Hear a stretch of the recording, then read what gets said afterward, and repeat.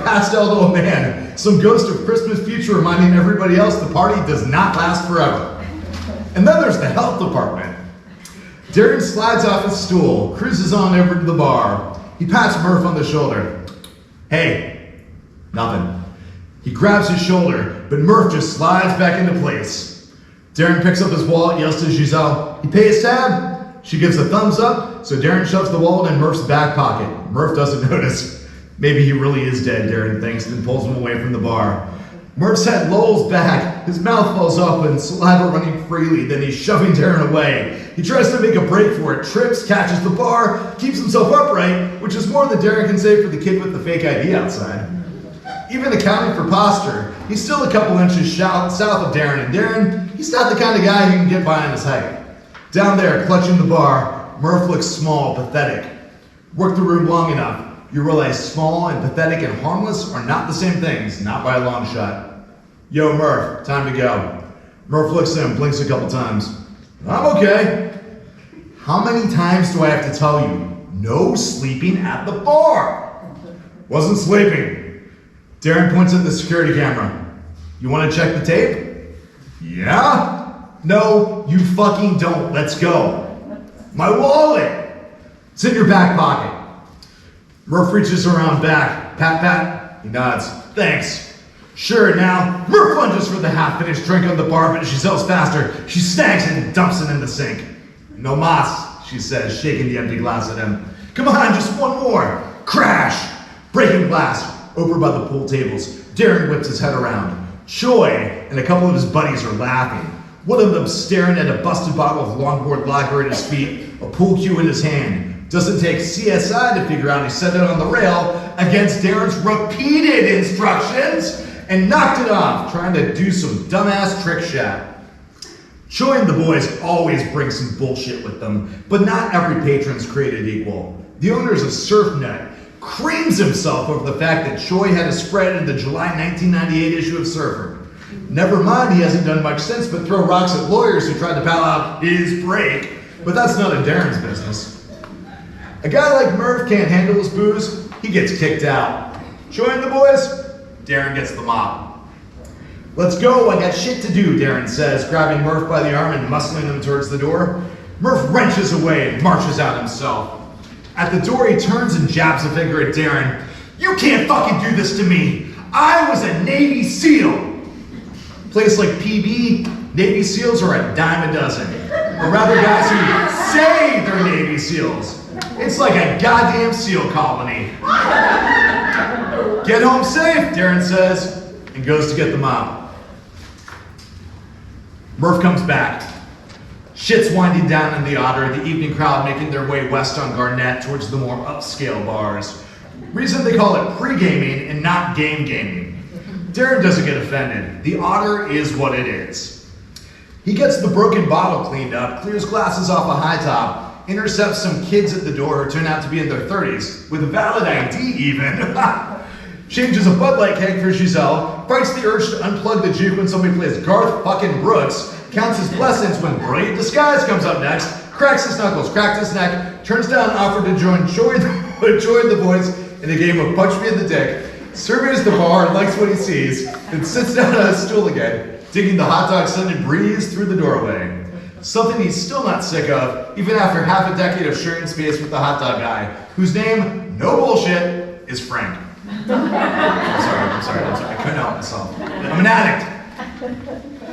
A couple of kids stream out the door, including Choi, who feints a sack tap in Darren's direction, but isn't quite dumb enough to let it connect. And his idiot friends, the guy who broke the bottle, babbling about some trick shot he made, and some other jackass telling him it didn't count because the toe of his van's left the floor, and Darren thinks maybe with a running start, he could push the whole cluster of dick-knocking dipshits in front of a passing car all at once.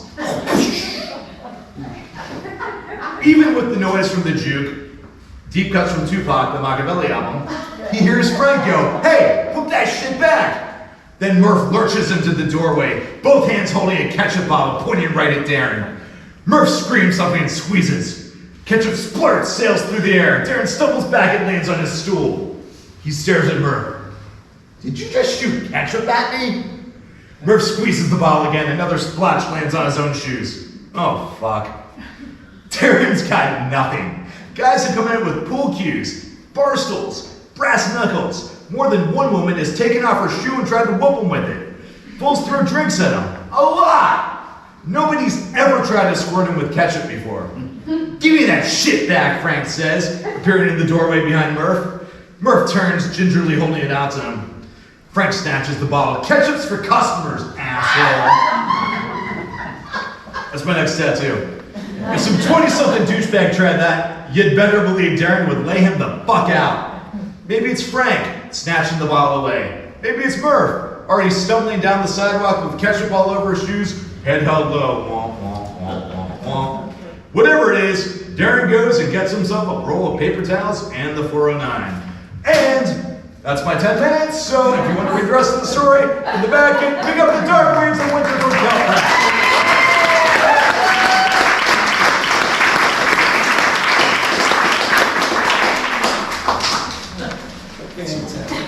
Thank you, sir. All right, wonderful. Thank you so much. All right, Our final reader batting cleanup here is John Palisano. John Palisano's novels include Dust of the Dead, Ghost Heart, Nerves, and Night of a Thousand Beasts. His novellas include Glass House and Starlight Drive, 4 Halloween Tales.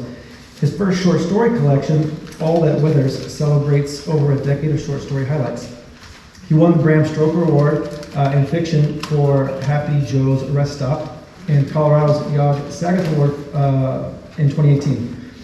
More short stories have appeared in anthologies from Weird Tales, Cemetery Dance, PS Publishing, Independent Legion, Space and Time, Dim Shores, Dark Views, to name a few. Nonfiction pieces have appeared in Bloomhouse Online, Fangoria, and Dark Discoveries magazine, and he's also been quoted in Vanity Fair, The Writer, and the Los Angeles Times. John Palisano.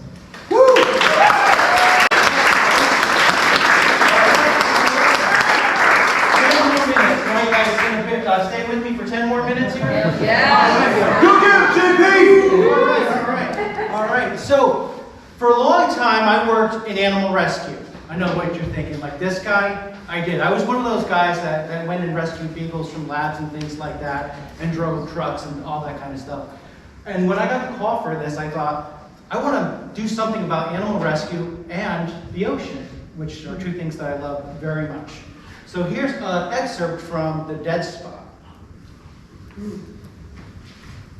And we are on a pier in San Francisco Bay, and we are in the middle of the night, and seawater sprayed on Christina's face and arms like a light rain. A perfume of brine, salt, and seaweed encompassed the area.